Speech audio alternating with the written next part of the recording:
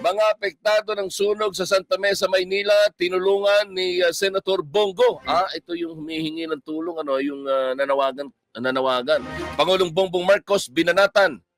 Umaabante sa balita si Janse Makahilas.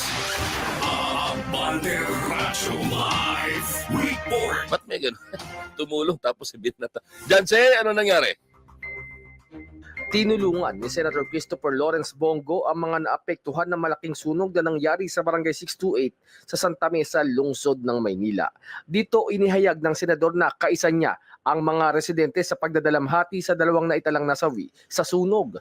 Namigay ang senador ng bigas, delata, kape, noodles at damit na magagamit ng mga residente. Ngayong kapos na kapos ang mga ito. Pinatutsadahan din ni Senator Bongo ang pahayag na reconciliation ni Pangulong Bongbong Marcos Jr.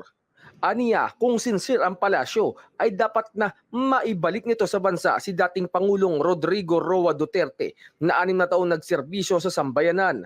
Ngunit ipinadala ng kasalukuyang administrasyon sa kamay ng banyaga. Ako si Janse Makahilas ng Abante Radyo. Ito ang balitang mabilis, mabangis, walang mintis.